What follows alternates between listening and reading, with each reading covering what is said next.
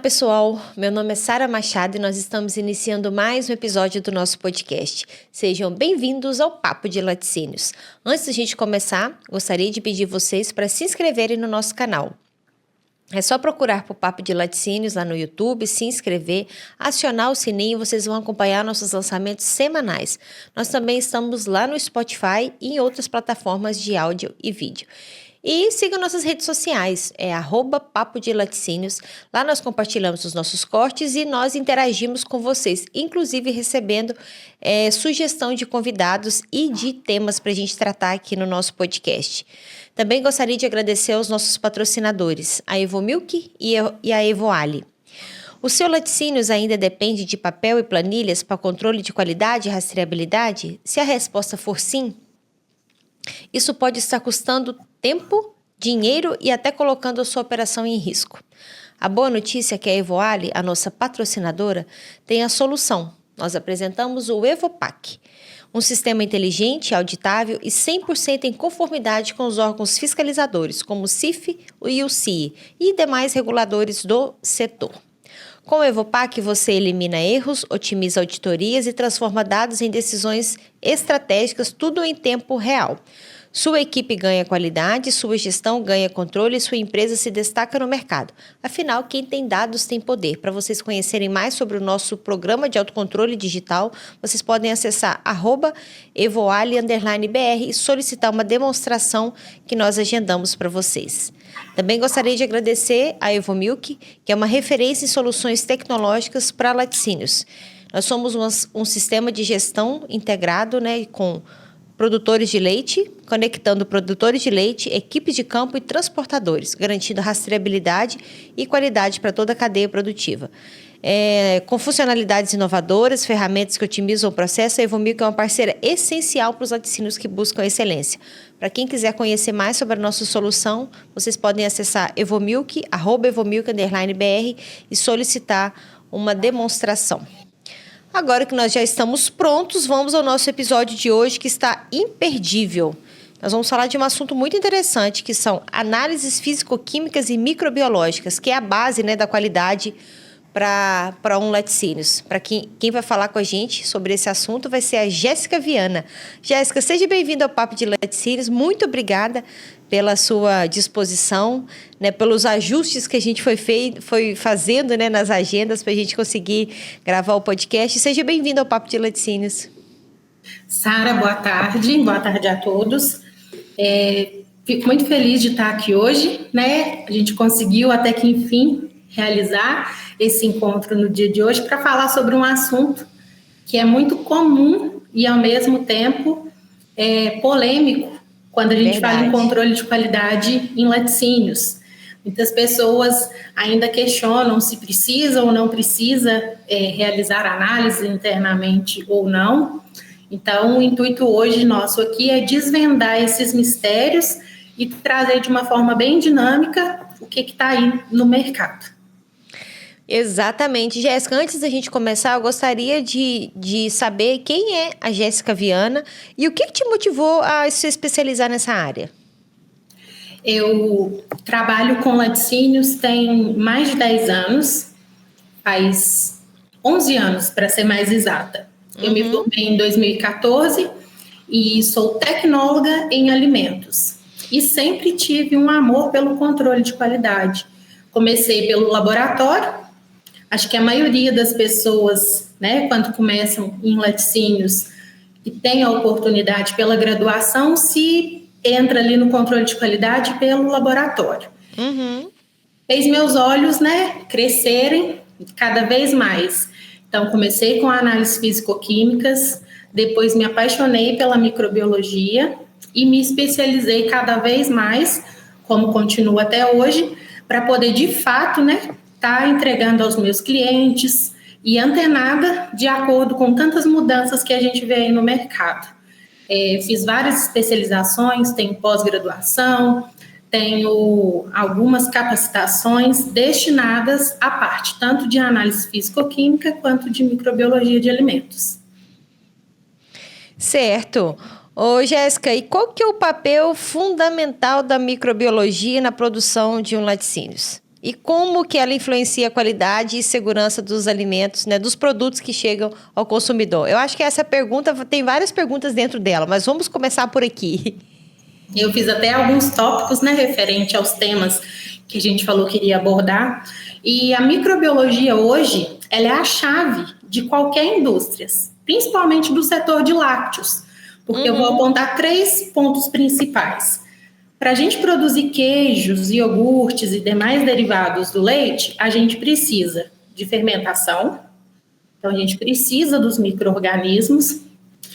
A gente também precisa pensar em conservação, que está totalmente direcionada à questão à matéria-prima, ou seja, conservar as características daquele alimento. Então, a gente sabe que todo alimento possui micro-organismos como um todo, então a gente precisa pensar nessas questões. E não mais, não menos, a questão da qualidade sensorial. Então, esses 3 fatores hoje influenciam diretamente e impactam, né, na questão de laticínios e na questão da segurança dos alimentos para o consumidor hoje. É verdade, eu falo assim, é um assunto, igual a gente começou, né, muito polêmico e muito sério, né, Jéssica? Não dá para poder diminuir de forma alguma a importância microbiológica, né, dentro de uma produção. A gente vai falar, né, mais para frente, mas é engraçado o quanto que, o quanto que existe a microbiologia boa e a ruim, né? O quanto que a gente precisa de um e quanto que a gente tem que tomar cuidado com outras, né? Mas para a gente ir aprofundando, eu queria que você explicasse a diferença entre a análise físico-química e a microbiológica, né? E como que ambas elas se complementam. As análises físico-químicas, elas avaliam as condições e características da matéria-prima como um todo. Ela avalia pH, temperatura, que a gente sabe que hoje, para poder realizar uma recepção de leite, o principal ponto é a temperatura. Antes mesmo de você entrar com as demais etapas no processo de avaliação de recepção do leite, o principal é a temperatura. Estando com a temperatura ok, a gente segue para os próximos passos. E, teoricamente, a microbiologia se está associada ali. Por que que isso acontece? As características que a gente avalia físico-químicas no leite, elas são todos fatores que influenciam no desenvolvimento dos micro-organismos.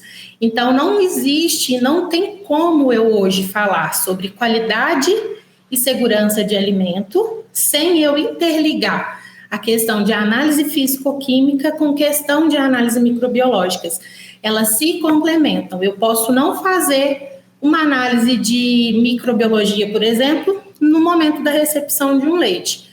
Mas só de eu avaliar o pH de um leite, só de eu fazer uma acidez de um leite, uma estabilidade térmica de um leite, eu consigo automaticamente avaliar as condições, teoricamente, através dessas características, como que ele pode estar posteriormente em condições microbiológicas. Entendi. Ô, Jéssica, você acha que ainda tem muito laticínios que está deixando a desejar sobre essas análises? Tem, mas eu falo assim, em que nível isso acontece? A gente também tem que pensar que nem todas as indústrias hoje são CIF. Então, como que eu vou dizer?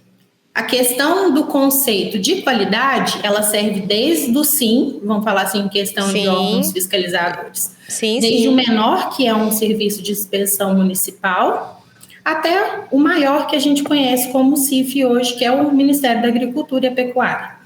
E o que acontece? A maioria dos laticínios pequenos hoje, que são SIM, tem meio que uma flexibilidade com relação à recepção, né, a captação desses leites. Mas não que não seja cobrado. Eu falo assim, eles não têm condições financeiras, talvez, hoje, para poder implementar todos os requisitos que vem na Instrução Normativa 76 e 77.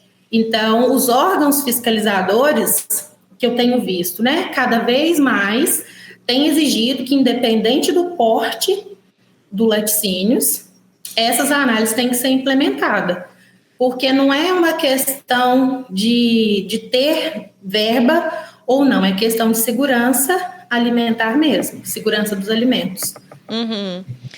Que é um assunto, né, muito sério, né? A gente já falou aqui algumas vezes no podcast sobre segurança dos alimentos, e realmente, né, assim, não dá para, né, dependendo do meu órgão regulador, eu não garantir, né, a segurança. Deixa ali. Eu até contar uma história, só para você ter uma noção.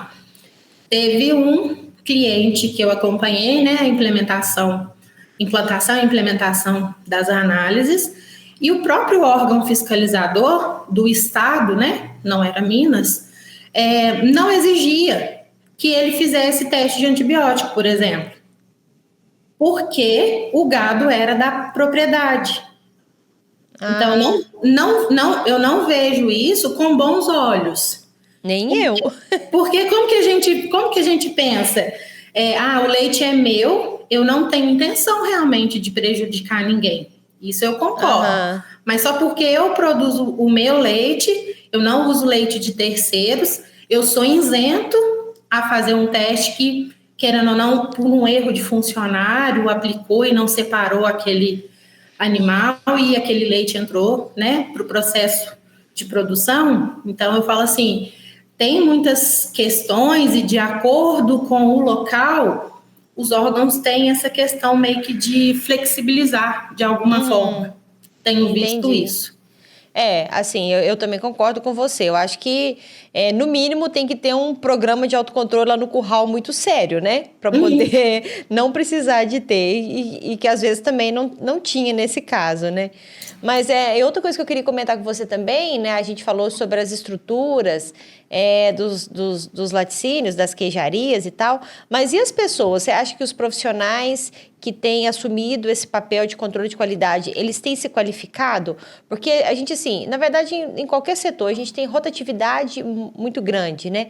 E às vezes você tem um laboratório, uma plataforma que, assim, às vezes de 3 em 3 meses, de 6 em 6 meses, troca ali o pessoal. Será que está dando tempo desse povo se preparar para poder entender o que é uma análise microbiológica, o que é uma análise físico-química? Está criando um padrão ali para poder realmente fazer isso? Porque ainda tem muita coisa que é análise visual, né, Jéssica? Uhum.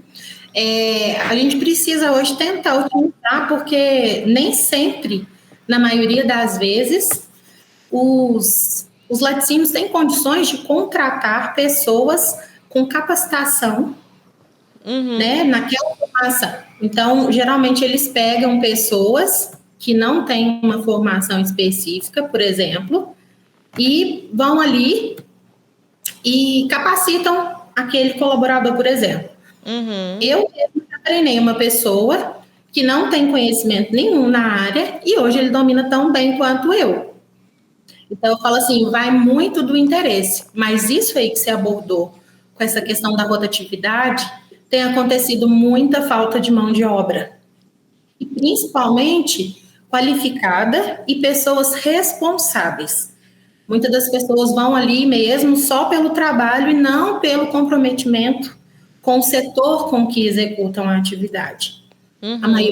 A maioria dos laticínios pequenos que eu atendo são pessoas que não são formadas na área, não têm nenhum tipo de formação, mas existem pessoas e pessoas. Então, existem pessoas totalmente comprometidas, que de fato querem aprender. Você vê o olho das pessoas brilharem, você tem vontade de ficar ali ensinando mais, 3 horas de treinamento, você tem vontade de ficar ali 5, como também tem pessoas que fazem quase que questão nenhuma.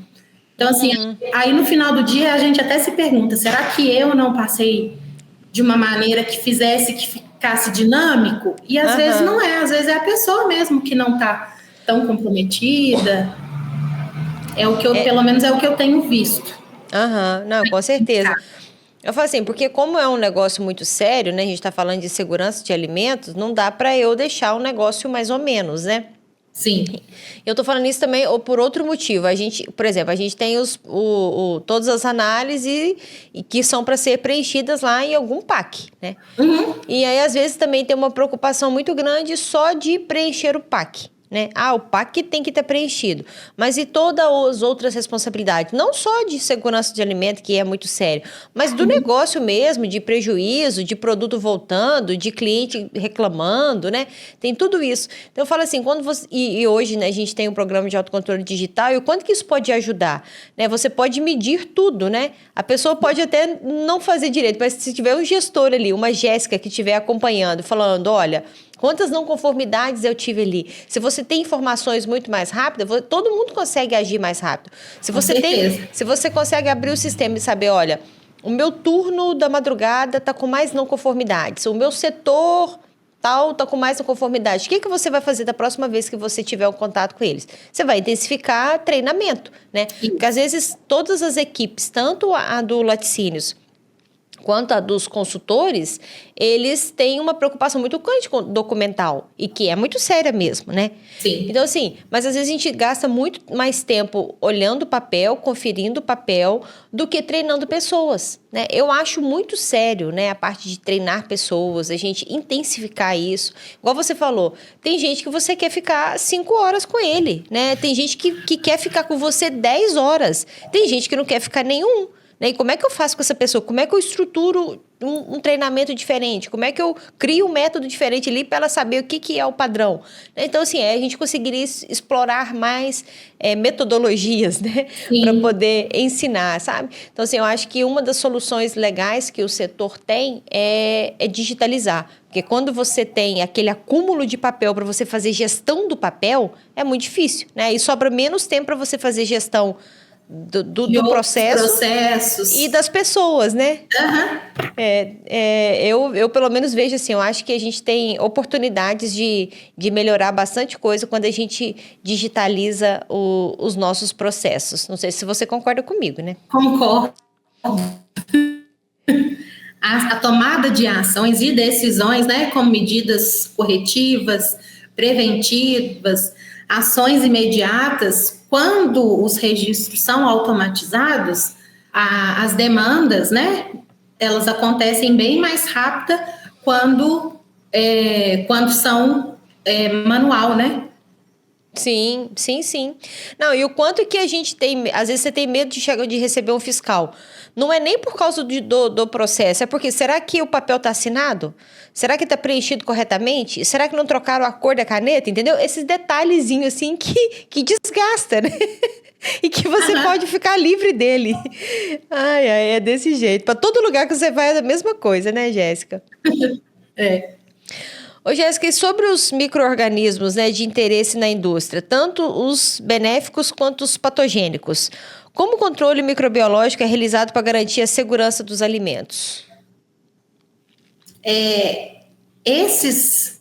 Cortou seu áudio. Oi, Jéssica. Falando assim, né, quais são os... Eu vou repetir para você.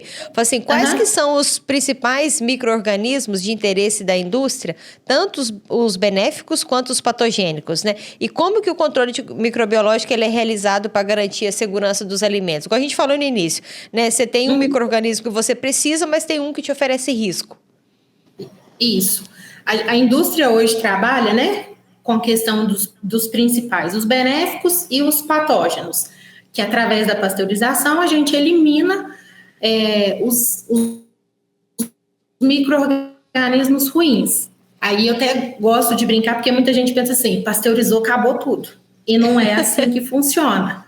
A gente sabe que a pasteurização, ela elimina a intenção é eliminar os patógenos, né? Porque a temperatura de pasteurização ali, ela foi determinada entre esse 72 e 75, baseado no estudo dos micro-organismos que são, né, eliminados a essa determinada temperatura e o binômio tempo-temperatura. E tem a questão também dos benéficos. Então, eu tenho que tentar conciliar isso. Então, eu não consigo hoje pegar um leite bom e transformar ele num leite ruim, na verdade, e transformar ele num leite bom. Eu consigo manter as características dele ali. Então, a gente tem como, por exemplo, como os patógenos, né, para ser eliminado ali no processo de pasteurização. A Listeria monocytogenes, que a gente tem visto desde há 2 anos atrás, ano passado, por exemplo, vários escândalos fora do Brasil relacionados a casos de fábricas de laticínios com problema de Listeria monocytogenes. E, geralmente, isso aconteceu porque, há tempos atrás, houve-se uma contaminação e não foi erradicada a causa raiz daquele problema. Uhum. Com o passar do tempo, automaticamente, esse micro-organismo foi lá, ganhou, né, condições de se adaptar ali novamente e de resistir àquela determinada temperatura, porque todo mundo fala, a Listeria é o micro-organismo do frio. E nem sempre, né? Cada vez mais os estudos têm apontado que há, né, uma variação de temperatura muito grande aí, que ela tem conseguido se manter em locais diferentes, de diferentes acessos, por exemplo. E aí, já no caso dos benéficos, eu vou citar 2 micro-organismos que são muito conhecidos, que são os lactobacillus spp, que contribui principalmente na fermentação e para conferir sabor, né, de produtos na área de laticínios, e o Streptococcus thermophilus, que também são utilizados na produção de iogurte, por exemplo. Então, da mesma forma que hoje a gente, como indústria, controle de qualidade, laboratório, visa, né, ter um controle de tentar eliminar nas etapas os micro-organismos ruins, a gente também adiciona intencionalmente alguns que é os que dão as características e as formações dos produtos que nós queremos consumir hoje. Entendi. Você já até falou sobre as doenças, né? Eu queria que você falasse para a gente como as análises físico-químicas e as microbiológicas podem contribuir para a prevenção de doenças transmitidas por alimentos, né? Eu acho que é muito sério, né? Assim, quando a gente acha que está tudo calmo, de repente vem um escândalo, né? Sobre doenças, sobre contaminação, sobre morte, né? Então, assim, a gente não pode deixar... Eu falo que é um setor que não pode trabalhar com nada do achismo, assim, eu acho que tá bom, eu acho que vai dar certo, não, vamos na sorte, assim, não pode contar com a sorte de jeito nenhum. Né? Eu acho que contaminação é um negócio sério demais, né? 1 minuto de bobeira, quando a gente fala de laticínios, então, já era, né? A vaca foi pro brejo. Literalmente, a vaca foi pro brejo. Não é? Quando a gente fala, né, em doenças transmitidas por alimentos ou doenças veiculadas por alimentos, as análises físico-químicas, elas avaliam a questão que eu comentei lá desde o início, né, questão de pH, avaliação de quantidades necessárias de nutrientes de acordo com a formulação para seguir o RTQ de cada produto, porque existe um regulamento técnico de identidade e qualidade de cada produto, por exemplo. E os que não existem, eles estão direcionados a alguma categoria similar que faz com que ele se enquadre ali. A gente tem visto, né, que surgiu desde 2020 RTIQ de Minas Padrão, por exemplo, que não existia. Tem mais. Agora, de cor assim, eu não lembro, mas eu sei que surgiram outros RTIQs, por exemplo, e eu citei o Minas Padrão. E o que isso interfere como doença transmitida por alimento ou veiculada por alimento, né? Eu gosto de usar esses 2 termos. Quando a gente fala em fisicoquímica, a gente precisa atender o RTIQ, porque são normas que os órgãos fiscalizadores vão nos cobrar, para a gente não estar vendendo um produto que leve o consumidor ao erro, como a questão da rotulagem aí que ganhou uma repercussão muito grande com as questões da lupa. Então, a tabela nutricional de um alimento, ela tem que realmente condizer com as informações nutricionais que a empresa cadastrou ali quando foi entrar com o registro daquele produto. Então, essas análises, elas avaliam essas questões nutricionais. E a microbiologia vem para complementar isso. A gente quer avaliar se teve boas práticas de fabricação, se houve boas práticas agropecuárias, porque eu não falo só dentro da indústria, a gente hoje vê se falar tanto sobre questão de matéria-prima, né? Controle de qualificação de matéria-prima. Então, eu preciso avaliar desde o meu fornecedor de leite até o meu produto final. E é muito mais fácil quando eu tenho um controle de qualidade, vamos falar assim, durante o meu processo, do que quando eu vou avaliar só o meu produto final. Porque eu acho que depois do ano 2000, vamos falar assim, 2020 principalmente, pós-pandemia, as pessoas cada vez mais estão preocupadas em questão de saber se o alimento de fato vai fornecer uma qualidade em questão nutricional, em questão microbiológica, né, de fato, para a saúde do consumidor. Então, é meio que isso, a gente precisa detectar os problemas antes para tentar, como você disse, né, que a vaca não vá para o brejo. Então, essas análises aí, com relação à microbiologia e físico-química, elas são para poder prever antes do produto ficar pronto, para a gente poder, de fato, fornecer produtos de qualidade. Sim. Alguns produtos, né, você faz análise ali, igual que alguns tipos de queijos, você tem que ficar fazendo alguns queijos maturados, alguns queijos finos, você tem que ficar fazendo análise ali, acho que todo dia, né? Sim. Enquanto ele tá ali, né? Eu falo assim, acho que, não sei se microbiológica e tal, mas acho que tem um acompanhamento bem longo, né, dos queijos que são mais maturados. Realmente eu não sei não, tô só curiosa mesmo. Não, realmente. Os produtos que ele possui uma maturação, eles têm que ser avaliados desde o início. Ou seja, se lá na produção ele já não foi produzido com boas práticas, com tanto de fabricação quanto agropecuárias, a tendência daquele produto ali lá na prateleira ali já não é muito legal, não. Então, a gente hoje trabalha como prevenção, né? Sempre antevendo os problemas para poder, de fato, ter uma câmara, né, de maturação com produtos que só vão realmente ficar ali curtindo o clima deles ali para poder ter os micro-organismos que de fato precisam estar ali com relação ao fermento adicionado para de fato ir para o mercado. Não, e aí você pensa, né, o quanto que é importante o início do processo ser bem feito, né, Jéssica? Como você falou, chega o leite do produtor, quais são as análises que são indispensáveis para aquele momento. Então, assim, o quanto que o início do processo é importante para garantir que no final vai dar tudo certo, né? Às vezes, qualquer falha que você cometa ali, né, da chegada do leite, você vai produzir, não prestou atenção, colocou o queijo lá na câmara fria, de repente, todo mundo estufou, todo mundo desmanchou, sei lá, o sabor tá ruim, né? Vai provar lá e o trem desandou tudo, né? Porque acontece isso, né? Assim, às vezes tem um lote inteiro que deu problema, porque uma análise inicialmente, no início do processo, ela não foi feita adequadamente. Houve falha no processo, né? O quanto que falha no processo, estou falando inicial, todos os processos, né? Todo o processo é muito importante, mas inicialmente ela compromete, né, aquele lote ali todo e o prejuízo é muito grande, né? Aí, igual eu falei, né, a vaca já foi pro brejo. Então, o quanto que é importante ser rigoroso, né, nas análises iniciais ali, né? Isso. Uma das coisas que eu sempre falo quando eu vou trabalhar com treinamento e vou falar sobre análise físico-química e microbiologia é a questão da temperatura, igual a gente comentou, igual eu comentei com você.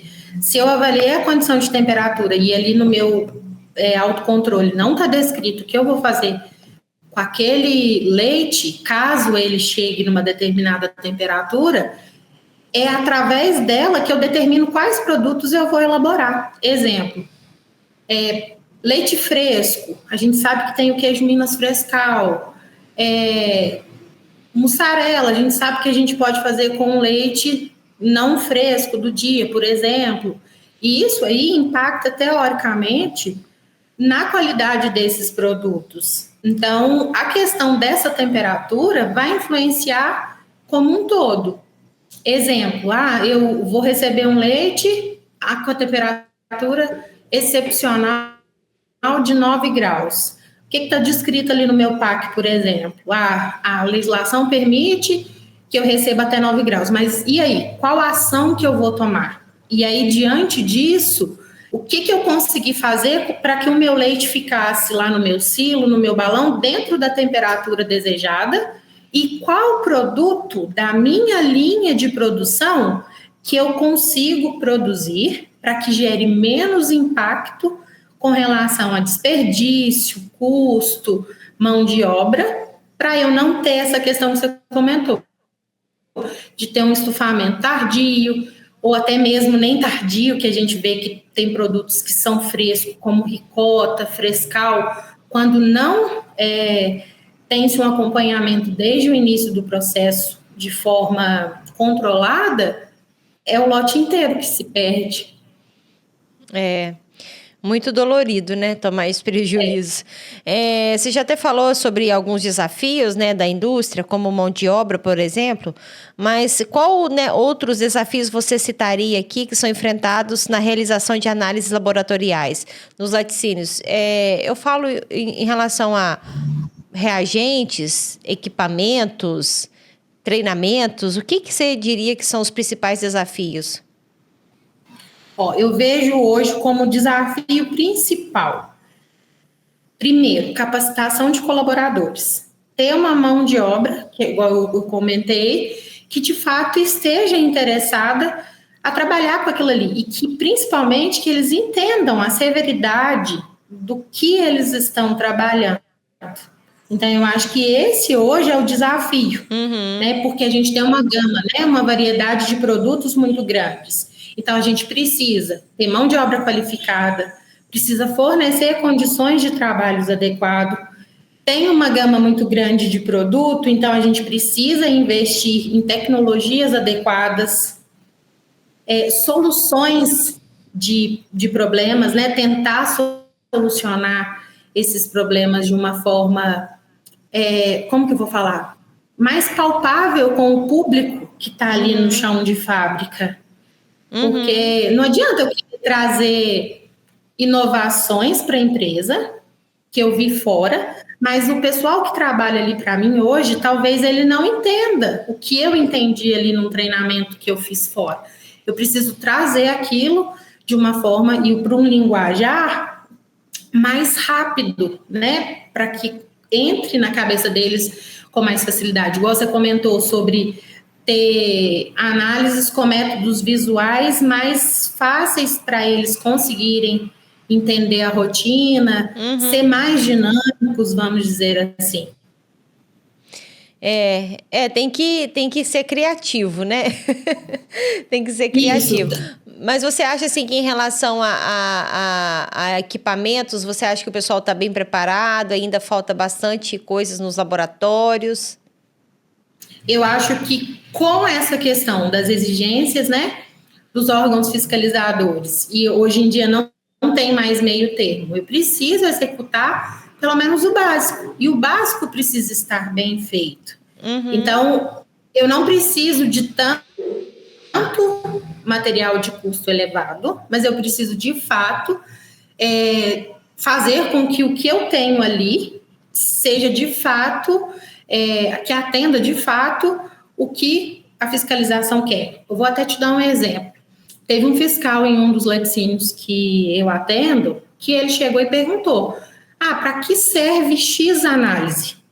E a pessoa não tem nenhuma formação na área específica, igual eu comentei. Então, quando a gente vai passar um treinamento para um colaborador que não tem nem noção do que é que ele está fazendo, porque a gente vê pessoas igual robô, que é o que futuramente vai acontecer. A máquina vai substituir nós, seres humanos, em alguns processos. E está tudo bem. Mas o fiscal, a fiscalização hoje quer saber se você de fato entende. Não, tal análise que eu fiz ali, exemplo, estabilidade térmica.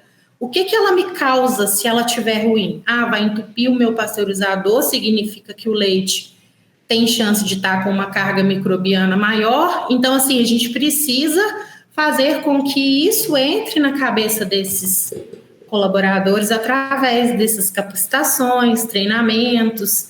E eu acho que esses são os desafios que a indústria hoje precisa ir tentando se adequar. Uhum. E tem alguma inovação tecnológica que você tem, né, que você vê que tem impactado as análises laboratoriais? Quais que são as tendências que você observa, né, para esse futuro das análises, né, físicas e físico-químicas e microbiológicas?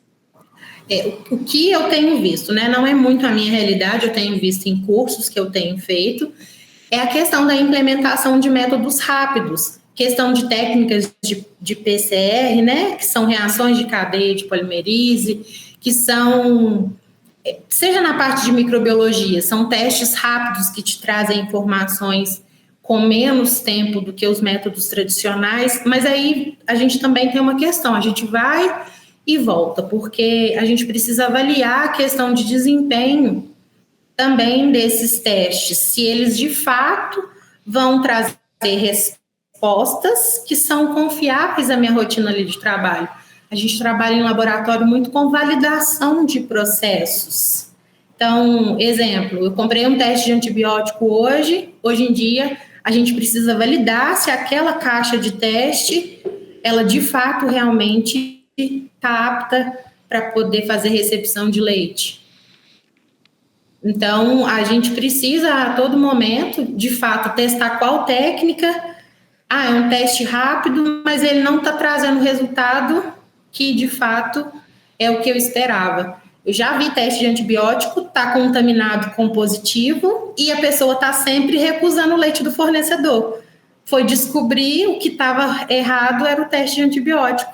Houve problema no lote e se contaminou. Então, eu falo assim, a gente precisa avaliar, ser um pouquinho mais categórico, fazer um estudo melhor aí para poder estar implementando esses testes rápidos. Não sou contra, mas eu acho que precisa de um estudo aí por trás disso para que, de fato, eles sejam implementados.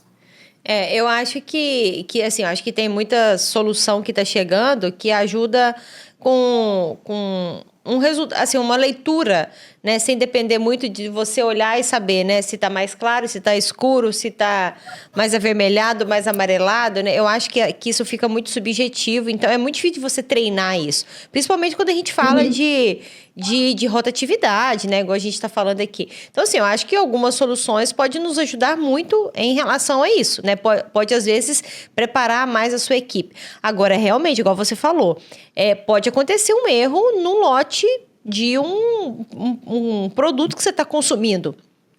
E aí, como é que a sua equipe está preparada para lidar com isso, né? Porque o fato de ser uma marca que você já esteja acostumada, né, não significa, olha, né, a sua experiência ali, o feeling do pessoal tem que estar aflorado, né? Olha, deixa eu ter outro teste aqui também, né? Se acontecer, repetiu, né? 2 dias consecutivos a mesma coisa, 3 dias, não tem lógica? Vamos partir para outro. Por isso que eu falo que treinamento é muito importante, que as pessoas vão ficando... Quanto mais conhecimento a gente tem, mais crítico a gente fica, né? Então, assim, é mais perguntas que as pessoas se fazem, mais perguntas que elas fazem, né? Então, por isso que eu bato muito na tecla. Eu falo, a gente tem que deixar tempo sobrando para fazer treinamento, né? Deixar as pessoas o mais treinadas possível. Por mais que você dê um treinamento, às vezes a pessoa acha que ela está preparada, mas não aconteceu tudo ainda, né? Então, assim, todo dia acontece todo dia acontece uma novidade. Quando a gente acha que a gente já viu de tudo, igual você que tem 11 anos, né? Você acha que você já viu de tudo, de repente surge um negócio que você pensa, meu Deus do céu, o que é isso? Não é bem assim? Isso mesmo. Então, assim, por isso que eu insisto, né? Falar, olha, vamos dedicar para a gente treinar nossas equipes. Jéssica, sobre as análises, né, físico-químicas e microbiológicas, tem algum ponto que eu deixei passar, que a gente não tocou aqui no assunto, que você gostaria de deixar registrado? Só sobre as análises mesmo. Tipo de análises, métodos, né? Conselho que você... Olha, não deixe de fazer essa daqui. Essa aqui é muito importante, né? Independente se você faz doce de leite, queijo, ou se você faz iogurte, né? Às vezes eu esqueci aqui de pontuar. Eu falo assim, para a gente receber leite, temperatura, Depois a gente entra no PCC, que é o teste antibiótico, que é o ponto crítico de controle ali na recepção. Depois, e não menos importante, eu falaria sobre a questão da estabilidade térmica.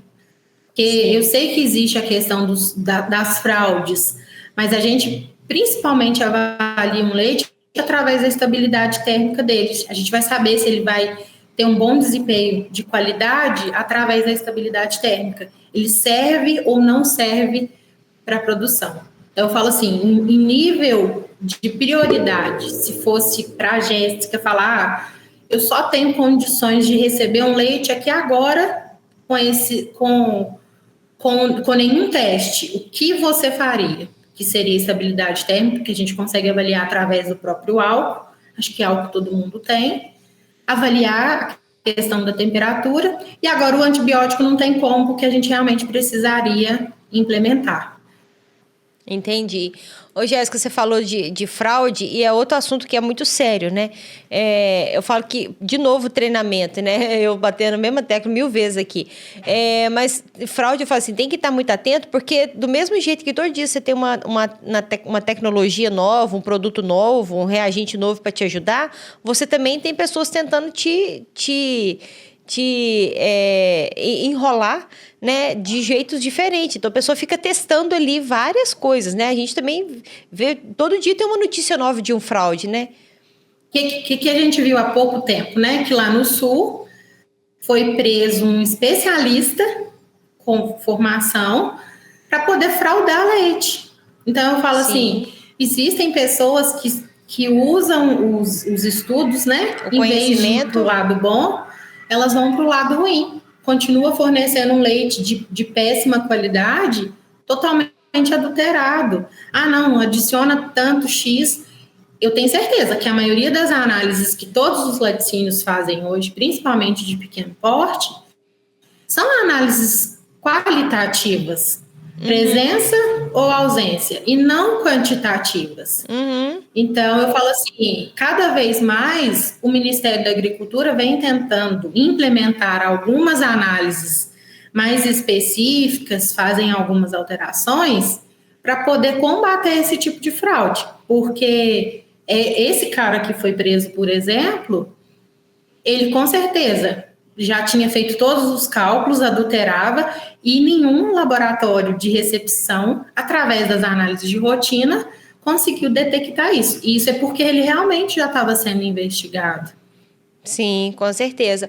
E assim, às vezes a pessoa, ela faz as análises básicas, não está preparada para um fraude, e ela descobre um fraude depois que já está na produção, né? Porque quando está na produção, não tem como não descobrir, né? Um leite fraudado, ele não passa por uma produção despercebido, né, Jéssica? Assim, não, ele não coagula, ele demora a ter fermentação. Então, eu falo assim, alguma coisa ali não estava legal. Ah, você recebeu leite? Recebi. Deixa eu ver sua planilha, que seja, como se diz, ali rapidamente. Não, estava tudo ok. Mas, provavelmente, quem fraudou sabia fraudar e interfere diretamente lá no processo de produção. Eu falo, por isso que às vezes é importante você ter métodos, né, os processos digitalizados, porque às vezes, por exemplo, essas coisas acontecem pontual, e aí num dia você pensa, não, mas semana passada dava isso, mas não sei se é a mesma coisa de hoje, não.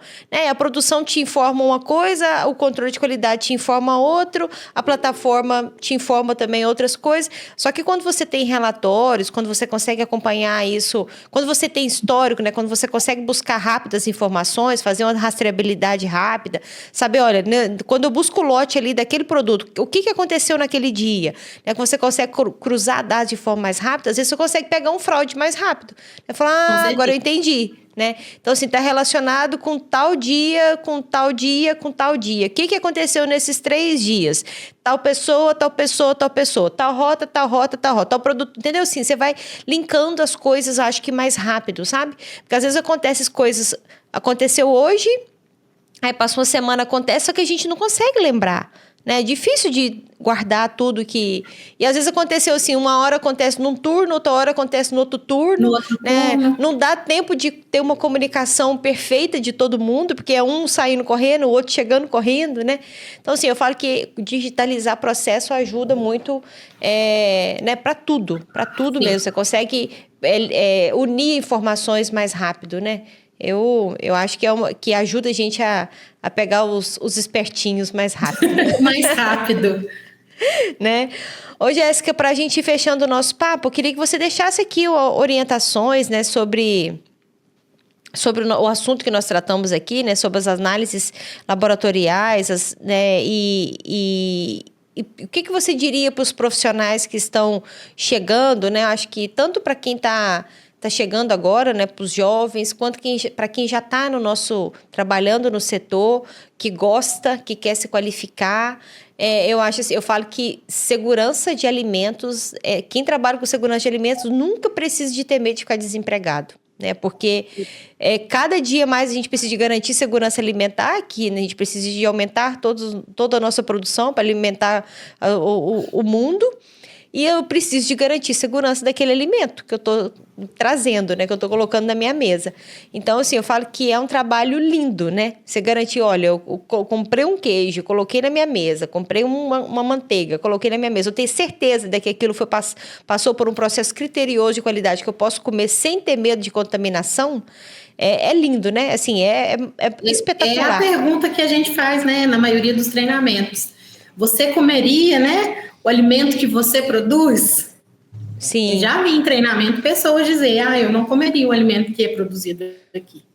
Pois é, então, olha só que triste. Então, o que a pessoa vê ali que ela não acha, que ela realmente não gosta? Não é isso. Então, é porque tem alguma coisa ali, alguma etapa que ela tem alguma noção e por isso ela não quer consumir o produto. Mas quais conselhos eu daria? Principalmente, formação contínua. Sempre está se capacitando. Então, eu falo assim, o conhecimento, ele nunca é demais, ele nunca nos enche, a gente sempre vai ter espaço, né? Espaço para poder estar recebendo mais.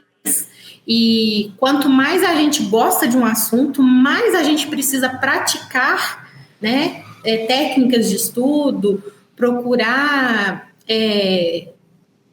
capacitação naquela área, porque tudo está muito, como é que eu vou falar assim? Tudo está mudando muito rápido. Então a gente precisa acompanhar essas mudanças que vêm acontecendo. Eu falo por mim, eu quando entrei para trabalhar na área de laticínios, eu fiquei muito tempo ali engessada. Fechei, coloquei uma viseira ali e pensava assim, não, o que eu sei é o suficiente. Quando eu comecei a receber treinamentos, eu falei assim, mas a pessoa já falou sobre aquilo. Aí quando eu recebi um treinamento um dia dinâmico, eu falei assim, opa, é aquilo ali que eu quero. Que foi quando eu decidi ir mais para o lado de laboratório, porque eu sempre gostei mais do controle de qualidade. Então, eu falo assim, se capacitem, né? Procurem estar sempre em formação. E entender também, né? Praticar a questão da segurança com relação ao que a gente quer trabalhar, seja na parte de controle de qualidade, seja na parte de análises laboratoriais, para que a pessoa, seja na parte de chão de fábrica mesmo, como produção, procure, né, sempre praticar as questões de segurança voltadas para cada setor. Eu me especializei nisso porque eu gosto disso. Vou me especializar em questões de produção porque eu gosto da produção. E, não menos importante, isso aqui que a gente está fazendo hoje, que é um network, né? Passar um conteúdo de forma bem clara, dinâmica, simples, para todo mundo poder ter acesso. Talvez muita gente não concorde, às vezes, com tudo, né? Com que um e que o outro diga, mas alguma coisa ali vai servir para poder falar, eu me interessei por aquilo ali, vou procurar me especializar mais sobre. Tem muitos grupos hoje de WhatsApp, grupos mesmo de formações na área de laticínios. Então, é isso aí. Seria essas as minhas dicas para poder deixar para quem tem interesse sobre o assunto.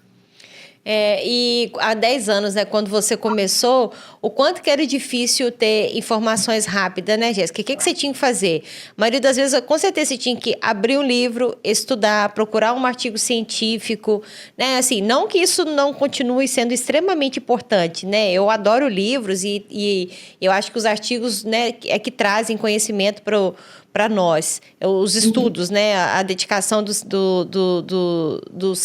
de quem está lá na academia, né, dos pesquisadores. Mas assim, o quanto que está fácil hoje, né? A pessoa, enquanto ela vai para o trabalho, se ela tiver uma seleção boa do que ela está seguindo na internet, né, ela tem informação toda hora, né, ali de 1 minuto, 30 segundos, ela tem gente dando dicas, tem os podcasts que a pessoa pode fazer um curso, às vezes, durante um podcast, e olha só, né, de graça. Pode lhe dedicar meia hora, 40 minutos, 1 hora do dia dela, então está se qualificando.